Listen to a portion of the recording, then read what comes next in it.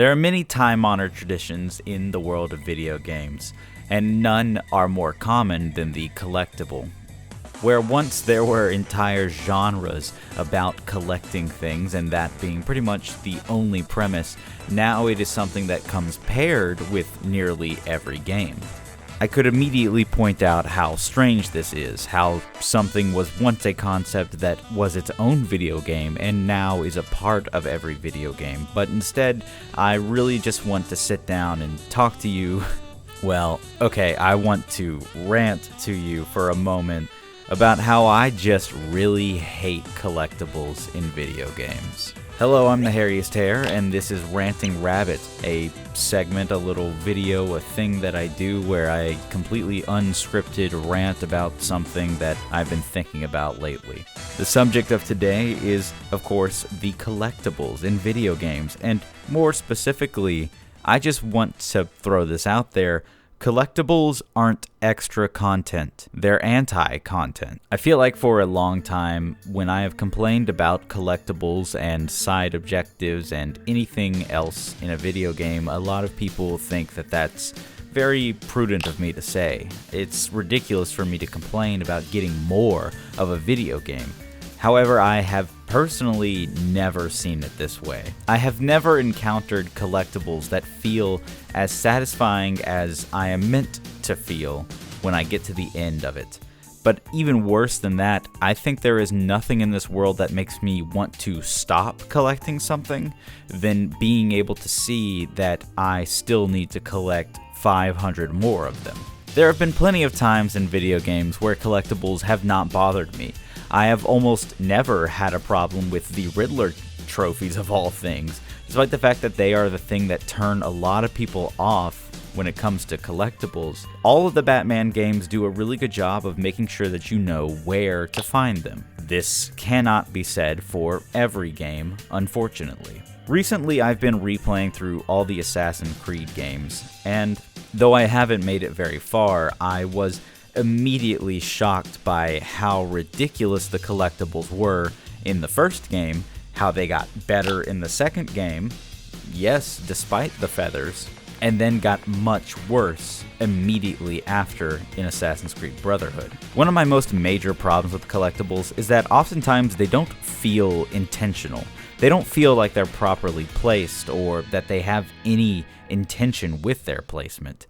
Sometimes it does feel like it's a nice little challenge along the way. The feathers in Assassin's Creed 2 oftentimes felt like something that was completely egregious at many points, but at other times you could look around and just see it glowing in the distance, and you knew that it was a challenge to climb up to it or get around to exactly where it is. It provided a fun challenge. Where I start to take issue with it is the part where it wasn't very helpful in, ever marking them on the map or never giving any assistance to finding them. Meanwhile, in Assassin's Creed Brotherhood and 1, there are flags that are placed around on the game map, and oh my god, I think they are the largest headache in the world. Not just because they feel incredibly pointless and stupid, but also because they feel so haphazardly thrown around.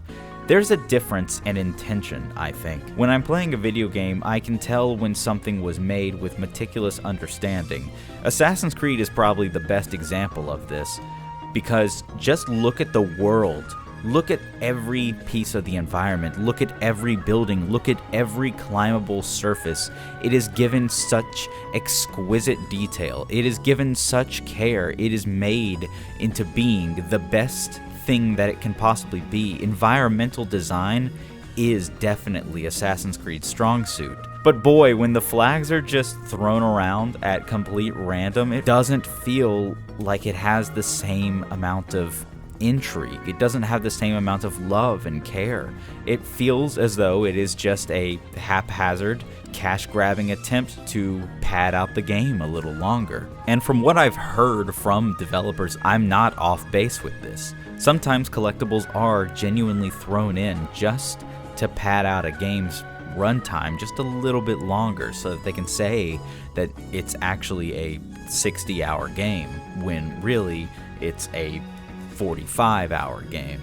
I don't know why it would take you so long to get collectibles, but I'm sure there is a world where that exists. But why do I describe them as anti-content instead of extra content? I think that this should be somewhat obvious. There is the completionist mindset, and I'm sure that there are plenty of people who are completionists who do get a sort of thrill from the idea of 1 out of 100 flags collected. When that pops up on the menu, oh boy, I bet you're dancing in your little shorts, aren't you? But also, I can't help but feel, and I don't know because I'm not really a completionist, but I can't help but feel that that's not always the case. I don't feel like it has the same thrill every time that you see it. On some occasions, it is an exciting triumph to be able to collect all 100 of them, but there's also got to be that other part of you that does live inside of me. The part that sees 1 out of 100 flags collected and then says, oh no, I now have to be on the lookout for 99 flags that could be literally anywhere. This is why I definitely don't think that it's that egregious of an issue when collectibles are marked on your map. But when they're not given that liberty, which they weren't for a while, it's just not the same type of thrill. It's not an objective to-do checklist.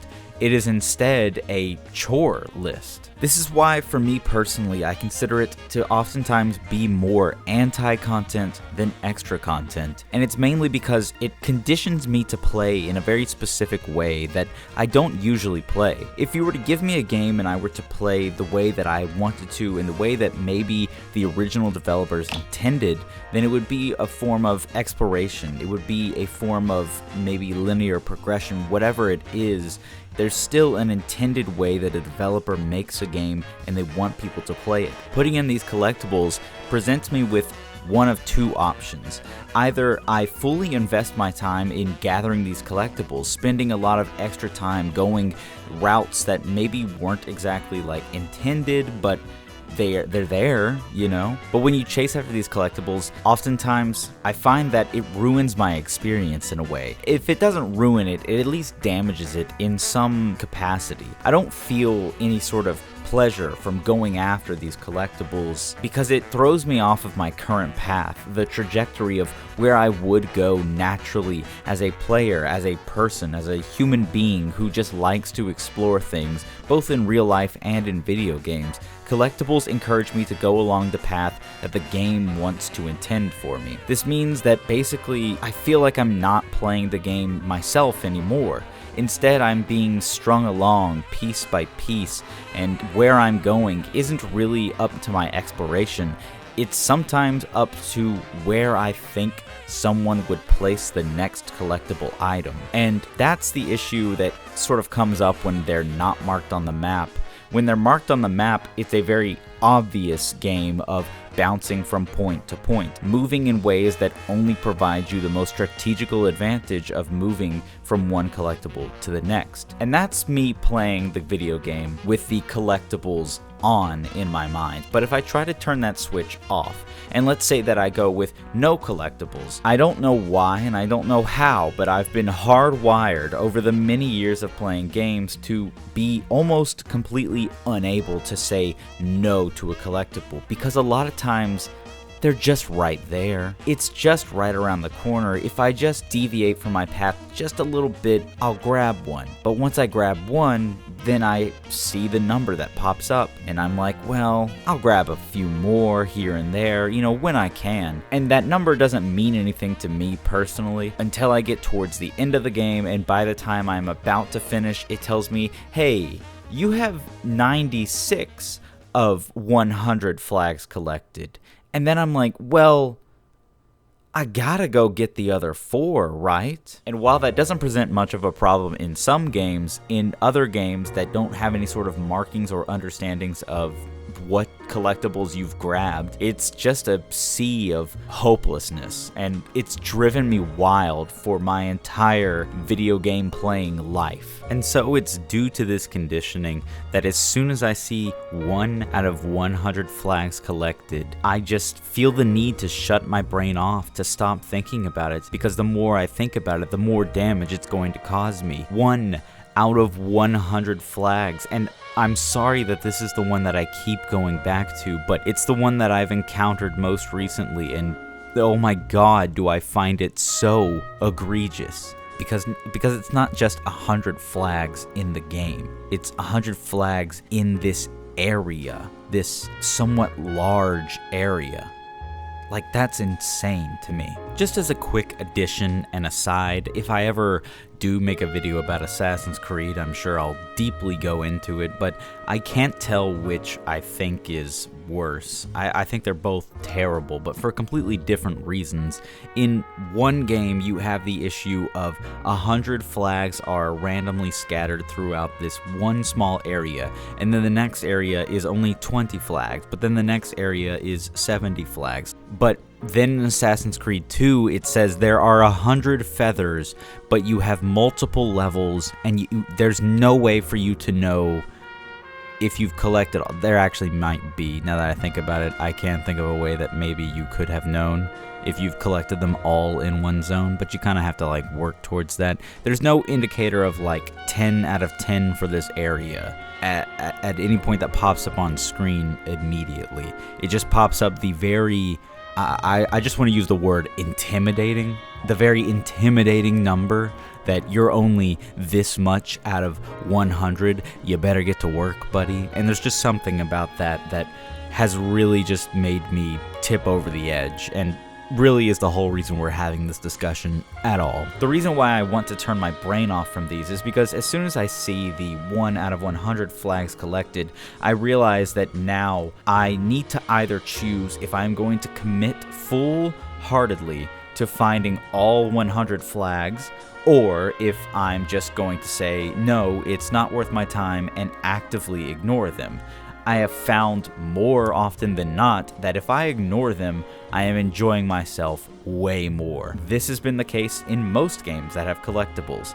My ability to ignore them has made me enjoy the game more. It has made me enjoy it more, not just because I'm playing the game at a pace and at a rate and doing what I want to do when I want to do it, but also there's the fact that when I get to the end of the game, I don't have to sit there and start sweating bullets when I see 93 out of 100 flags collected. Like, that's so close. I could probably do it, but I have no idea what I've collected and what's still out there. I think that Assassin's Creed 2 fixes this issue that I have with its flags by not having them, and instead having glyphs. You obviously have the same Ubisoft climb the tower so that you can see things, but glyphs are these nice little keep your eye open for them type situation. But you do get a sort of signifier when you're close by to one. When you're near a building that has one of these glyphs, you're shown an icon. The icon lets you know that you need to look around. And this is nice because you know what area in general you need to be looking around, and it's honestly not that difficult to find most of them. There was only one time where I thought it was complete crap because it's not on the building, it's on a building close by, and I just don't think that that's fair, in my opinion. The feathers, once again, don't get marked on your map, and I'll be honest with you, I ignored them. However, when it said 1 out of 100 feathers, I felt a little funny about it. While I actively sit here and complain about collectibles, it still is ingrained in my very brain, in my very culture. It feels like video games have had collectibles for so long that it is just well known that I should be on the lookout for them. And I have once, maybe even multiple times, fallen into the very awful trap of getting the old player guide or a walkthrough on good old IGN. While these are super useful and they really help with not missing anything that's desperately important, I can't help but always feel like, and this is coming from someone who used them quite often in his youth, they take away from the experience. There's nothing quite like going into a game blind, and these collectibles and any other things that make you have that strong sense of FOMO that chases you all the way back to a guide to make sure that you don't miss anything. Is that not exactly what I'm trying to present to you as a form of anti-content? And there's nowhere where creativity, exploration, and going in blind is more important than a game that is meant to be explored. And at that point, are you really even experiencing the game for yourself? Collectibles, I find, are especially terrible because they're most often used in an open world game. That's where they make the most sense to be put in. But the open world concept is meant for exploration, for discovery, for you to go out and do your own thing, be your own person, make your own decisions, go the way that you want to go. That is the benefit and the grand strength of an open world video game. And yet they're also filled to the brim with these concepts, these things that want to rail you into a way of playing, and if you don't play it, then you don't get the thing that you want. You don't get the outcome. You don't get to say you got the 100 out of 100 unless you really go out of your way and play the way the game wants you to play. I could go into complete depth about how I don't like open world games, but there are plenty of open world games that I personally feel do it right. I think a good example of both of the ways that I personally would rather collectibles be handled is in Breath of the Wild and Super Mario Odyssey. In Super Mario Odyssey, you are given a complete understanding of how many items there are to collect in this level, not just the moon rune thingies, but also the coins. You also know that every level comes with a collectible, a sticker, and an outfit. There are clear and obvious things to collect, and the amount of which that are in the world is clear to you. It's clearly conveyed, so it's easy for you to not only understand, but easy to complete. Once again, this is the mindset of a checklist instead of a chore list, which personally I think I just get a better sense of completion from. Plus, I just want to do them instead of wanting to actively avoid them. Meanwhile, over in Breath of the Wild, I think that the number of collectibles is a lot more unclear. However, I think that game gives such little information constantly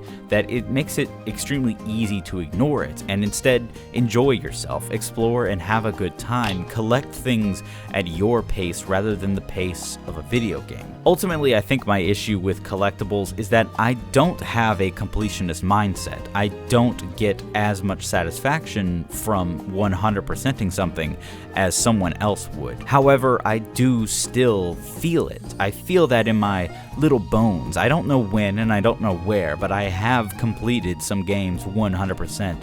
I've gotten every collectible. I've made sure that every level is made perfect. I've made sure that I synchronize with Ezio. I've made sure that I've beaten every boss in the zone. Whatever it is, there is a lot of sense of completion, a lot of fulfillment that players can get from this, no matter what type of person you are, no matter how much of a completionist you are or are not. But I think that raising that bar to a ludicrous degree where people have to go out of their way and strong-arm their own adventure into a direction that the video game intends rather than what they intend is not necessarily the way to do things. I think that having a compendium or something that's a little out of sight, something that you don't think of and you don't see, is a good idea for an open world concept. It gives the completionists what they want while not really forcing people like me to feel like they're missing out on content. And I think ultimately that's my big issue. When it comes to collectibles, sometimes it feels like I'm missing out on something. Like there's some form of content that is just not for me because I happen to sidestep it. I try to skirt around it and therefore it feels as though I'm missing out on something. Realistically, I'm not, but it still makes me feel a little gross inside. There are plenty of games that I've sat down and I've said, no, I love this game so much that I'm willing to suffer for it, and really it won't feel like suffering because I'll be playing a game that I enjoy. But I think for every game to demand that from you is just kind of overbearing. I play a lot of video games, and a lot of video games borrow ideas from each other.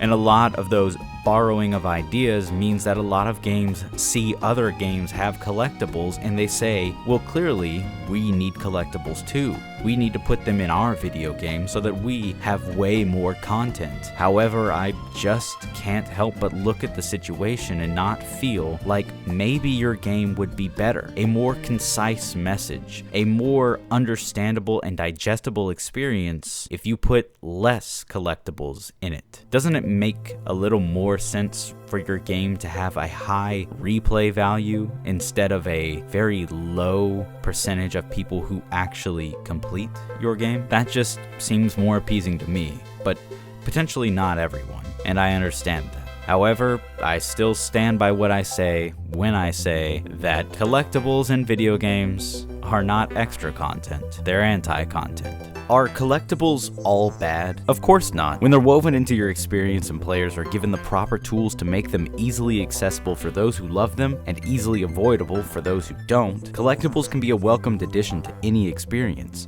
But it's that special brand of Ubisoft flavoring where everything starts to feel tacked on as an afterthought, and the whole experience is littered by so many disgusting little icons and glowing items, and that's where the water starts to get aggressively muddy with me. I think this bleeds into a different argument where I could complain that sometimes game genres need to just stay in their own genre. Action games should be good at that. Open world should be enjoyable to explore, etc. But instead, I'll just concede by saying that I think there are plenty of games still out there that get it. Lots of narrative-driven games are either given no collectibles to obsess over, or very limited on the number, or hey, integrating them well into the world.